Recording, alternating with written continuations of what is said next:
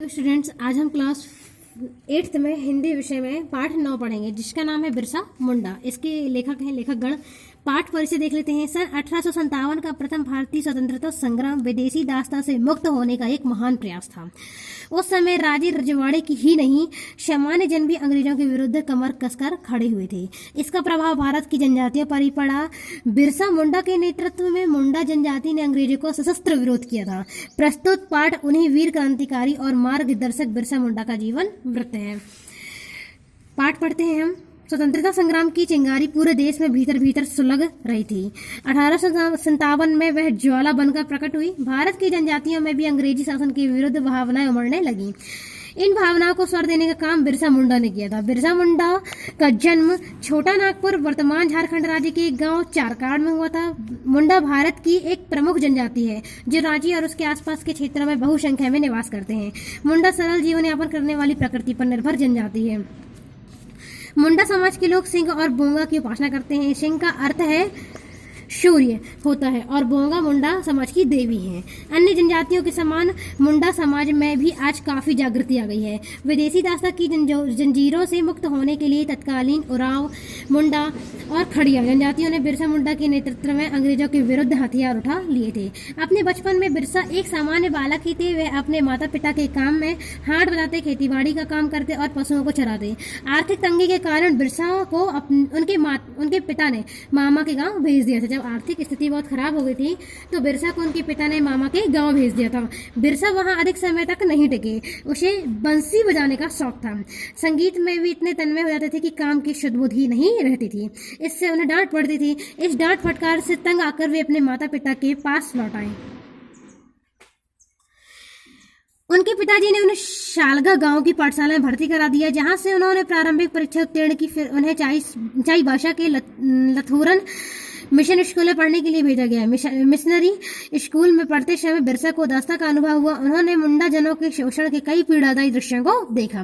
बिरसा ने अंग्रेजों के कारनामों पर टीका टिप्पणी करना प्रारंभ कर दिया। स्कूल प्रबंधकों को बिरसा का यह आचरण खटकने लगा। उन्होंने बिरसा पर बहुत दबाव डाला कि वह आलोचना करना बंद कर दे, किंतु वे सत्य पर दृढ़ बने रहे। परिणाम स्वरूप उन्हें विद्यालय से निष्कासित कर दिया गया। उनकी पढ़ाई छूट गई। इस समय वे युवावस्था में प्रवेश कर रहे थे। निष्कासन ने उनके जीवन की दिशा बदल दी। बिरसा मुंडा पीड़ित लोगों की सेवा में जुट गए। वे बीमार व्यक्तियों का उपचार जड़ी बूटी की सहायता से करने लगे। बीमार लोगों की भीड़ उनके यहाँ एकत्र होने लगी। उपचार के लिए वे दूसरे गांवों में भी जाते थे। लोगों को विश्वास था कि बिरसा को कोई सिद्धि प्राप्त है। बिरसा के कारण ओझा लोगों का काम चौपट हो रहा था। एक गांव में जब चेचक फैली तो ओझाओं ने गांववासियों से कहा, बिरसा के कारण ही यह बीमारी फैली है, उसे गाँव में मत घुसने दो। गाँववासियों ने वैसा ही किया, लेकिन बीमारी और भी भयानक हो गई। तब गाँववासियों ने बिरसा से प्रार्थना की। बिरसा ने गाँव में जाकर लोगों का जड़ी बूटियों से उपचार किया और उन्हें स्वास्थ्य के नियम भी बताए। इसके बाद तो बिरसा ने चिकित्सा करने के साथ साथ उपदेशक के रूप में भी कार्य करना प्रारंभ कर दिया। वे अवतारी पुरुष माने जाने लगे। बिरसा लोगों से कहते, मुझे भगवान सिंह बोंगा ने प्रेरणा दी है कि मैं मुंडाओं को फिरंगियों के अत्याचारों से मुक्त कराऊं। अब मुंडा लोग कंपनी सरकार का हुक्म न माने। पुलिस, मजिस्ट्रेट, मुंशी, जागीरदार किसी की बिगाड़ न करें। बिरसा के प्रति लोगों का आदर भाव उत्तरोत्तर बढ़ता जा रहा था। बिरसा के पास दूर दूर के गांवों से लोग आने लगे। उन दिनों जनजातियों की आर्थिक स्थिति बहुत दयनीय थी। इसके पूर्व वे अपनी जमीन के मालिक थे। वे फसलें उगाते थे। उनकी अपनी ग्राम व्यवस्था थी, ग्राम पंचायतें थी और रहन सहन का अपना परंपरागत ढंग था। पर अंग्रेजों ने उन सबको नष्ट करके जमींदार, जागीरदार, जंगल के ठेकेदार और दलाल पर उन पर लाद दिया। वनवासी अपनी ही जमीन पर मालिक से नौकर हो गए। व्यवस्था, भूख और दमन के कारण वे अपने आप को और असहाय समझने लगे। ऐसी स्थिति में बिरसा मुंडा ने ब्रिटिश शासन के विरुद्ध तीव्र आंदोलन प्रारंभ किया।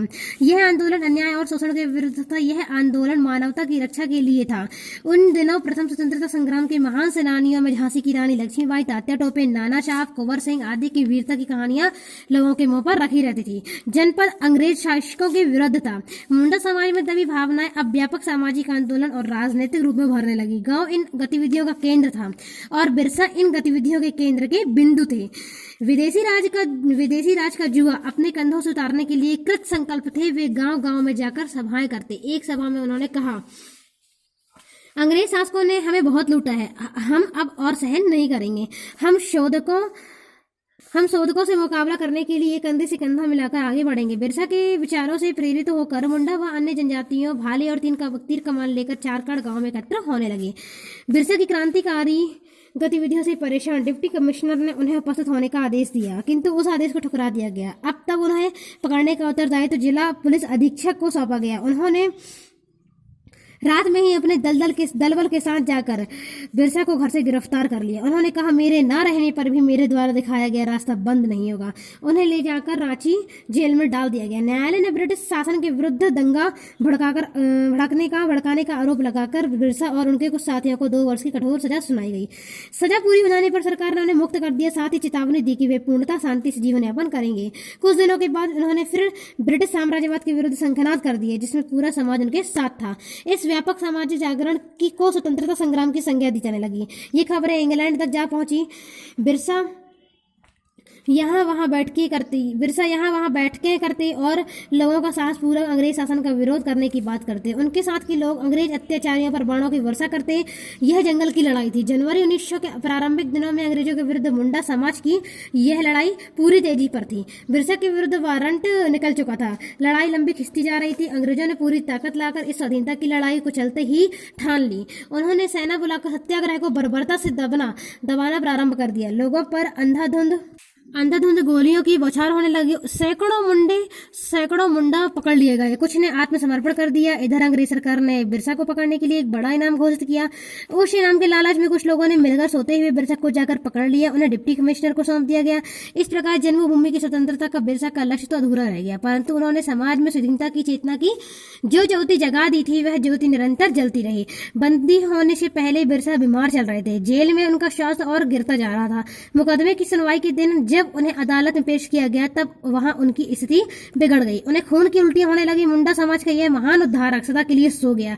सरकार ने पत्रों के बहस से उनका दाह संस्कार सार्वजनिक रूप से नहीं किया। बिरसा मुंडा नहीं रही। उनके कितने ही प्रियजन कारागार में चक्की पीसते रहे। उनके कितने ही साथियों को मौत की सजा दी गई। बिरसा मुंडा समाज के लोक देवता बन गए। भारतीय स्वतंत्रता संग्राम में उनका नाम अमर रहेगा। आज हमने इस वीडियो में पार्ट 9 बिरसा मुंडा पढ़ लिया है। नेक्स्ट वीडियो में हम प्रश्नोत्तर देखेंगे। Thank you so much.